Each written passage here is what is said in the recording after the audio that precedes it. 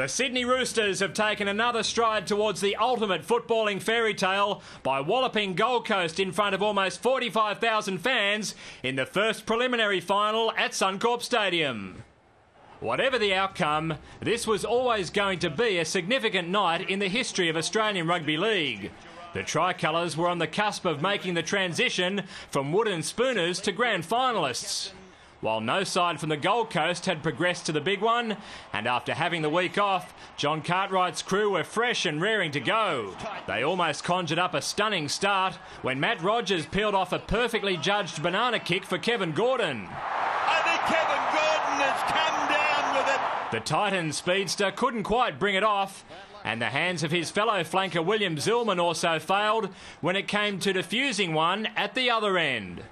So chance here for the Sydney side. It proved to be a hefty blunder, with the Bondi boys striking on the last tackle from their gifted set. There's a try for Parrott. They've only just uttered the words. He comes up with the plays you don't expect.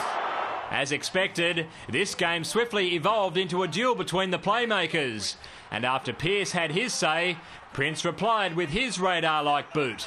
Zillman, did he get the ball down, or is it great defence? It took several showings before Bill Harrigan gave the green light, and the vast contingent of Titan supporters who had headed up the highway found their voice. The captain's composure under pressure was evident as he turned 4 into 6. Prince has got this from the sideline. The first 2 tries of the evening had stemmed from kicks, but the third was all down to beautiful hands. Now to Sam Parrott. Sam Parrott's got himself a double. Todd Carney was also cool when it came to converting. He's kicking beautifully, isn't he, Todd Carney? With his side down by 6, Prince went probing and almost exposed the chooks. Wow. He's hurt too. Got hit by a swinging arm here. The champion halfback stayed down, and it wasn't hard to see why, with Carney catching him high, leading to the Dally M winner being placed on report. The Titans declined to take the 2, but missed out on 6 as well with the possession from that penalty. And that ensured the difference would still be a converted try following a frenetic first 40. After being man of the match in the qualifying final defeat of the Warriors, Zillman was having a tough night at the office, with another error giving the Roosters an ideal attacking platform. And it almost proved to be as costly as his previous blunder. Carney, little kick, Orbison and Campbell.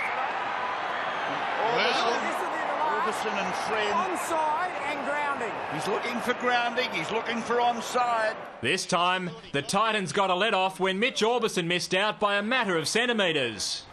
Zillman was presented with the chance to make amends after some rare Gold Coast enterprise, and it was only the sheer desperation of the opposing skipper that stopped him. Here's a chance. Did the corner post go? Did he get it down? The post is not important. Did he get it down with his body?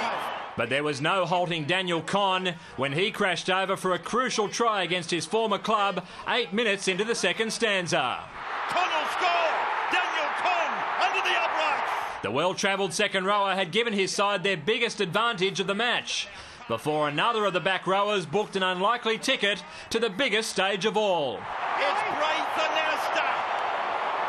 The skipper has gone over. It was one of those nights where very little went right for the Titans, and that included Prince's attempts to bring off a late escape. Here's your penalty. And that's all she wrote. Carney added 2 just for cosmetic purposes, but the Red, White and Blues weren't done with the scoring and finished off in the final minute as they again showed how good teams make their own luck.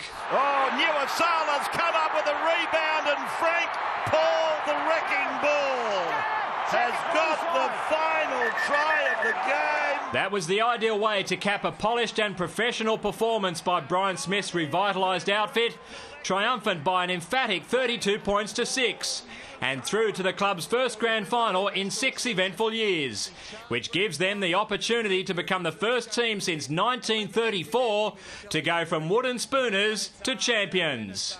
It's a great feeling. The guys that we got here is a great bunch of guys, and it's a great game tonight. We're building into something special. We believe that we can win the comp. From day one of pre-season if we put everything together, and it's come together nicely for us. David Rowlands, Big Pond Sport.